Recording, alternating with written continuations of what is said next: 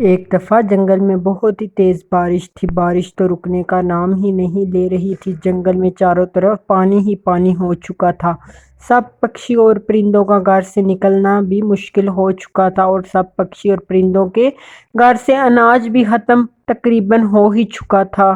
اور اسی جنگل میں ایک سونا چڑیا بھی رہا کرتی تھی۔ وہ سونا چڑیا بہت ہی سمجھدار تھی اور بہت ہی زیادہ نیک دل تھی۔ اس نے اپنے گھر میں بہت ہی زیادہ گندم کے دانے اکٹھے کر کے رکھے ہوئے تھے، کیونکہ اس کو پتا تھا کہ اس دفعہ بہت ہی تیز بارش ہوگی۔ اس نے بہت ہی زیادہ اناج اکٹھا کیا ہوا تھا۔ اس چڑیا کے پاس کبوتر آتا ہے۔ ارے چڑیا بہن، مجھے کچھ اناج کے دانے دے دو۔ میرے گھر میں تو تھوڑا سا بھی اناج نہیں بچا اور میرے بچے بہت ہی زیادہ بھوکے ہیں۔ اگر تم مجھے اناج دے دو گی تو تمہاری مہربانی ہوگی۔ جی کبوتر بھائی، آپ اناج لے جائیں۔ ایسے ہی وہ چڑیا اس کبوتر کو کچھ گندم کے دانے دے دیتی ہے اور وہ کبوتر گندم کے دانے لے کر چلا جاتا ہے۔ اور بارش تو رکنے کا نام ہی نہیں لے رہی تھی۔ سارا دن اور ساری رات بارش ہی بارش۔ اور اسی جنگل میں ایک کالا کوا اور ایک کوی بھی رہا کرتے تھے۔ ان کے پاس بھی اب اناج ختم ہو چکا تھا۔ اور کوے سے کہتی ہے، ارے سنتے ہو، یوں جاؤ نا کل منہی سے کچھ دانے ادھار لے آؤ، ہمارے بچے بہت ہی زیادہ بھوکے ہیں۔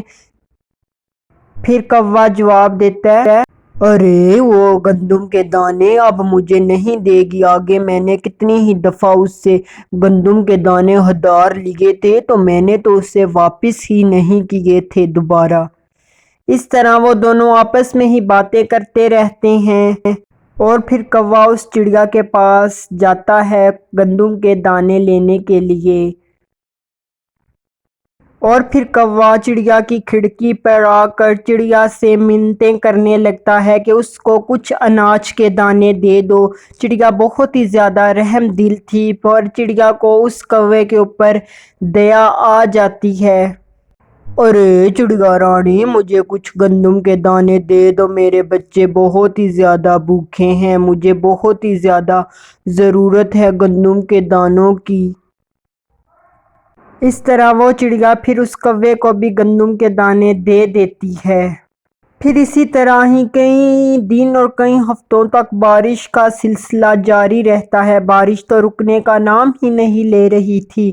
سب پرندے بہت ہی زیادہ پریشان تھے اور پریشانی میں بھی وہ اس چڑیا کے پاس جاتی اور وہ چڑیا سب پکشی اور پرندوں کی مدد کیا کرتی تھی۔ پھر ایسے ہی یہ کالا کوا اور کالی کوی ایک پلان بناتے ہیں کہ ہم اس کے گھر سے سارا اناج کے دانے چرا لیں گے۔ پھر کوی کوے سے کہتی ہے، ارے سنتے ہو، اس کل منہی کے گھر جاؤ اور دانے مانگو۔ ارے اب وہ مجھے اناج کے دانے نہیں دے گی۔ اچھا ایسا کرو کہ اس کل منہی کے گھر سے گندم کے دانے چرا لو، اس کو کون سا پتا چلے گا جب وہ سوئی ہوں گی۔ ایسے ہی دونوں ترتیب لگاتے ہیں اور جب آدھی رات ہو جاتی ہے تو کوا اس چڑیا کے گھر جاتا ہے۔ اور جب کوا دانے لینے جاتا ہے تو وہ کوا اس چڑیا کے بچھائے ہوئے جال میں پھنس جاتا ہے اور کوے کو اپنے آپ کے اوپر بہت ہی شرمندگی آتی ہے اور چڑیا کہتی ہے، ارے کالو کوے، میں نے تجھے اناج کے دانے کتنے دیے تھے پر تم پھر بھی اپنی عادتوں سے باز نہیں آئے، اب دیکھو تمہارا کیا نتیجہ ہوا۔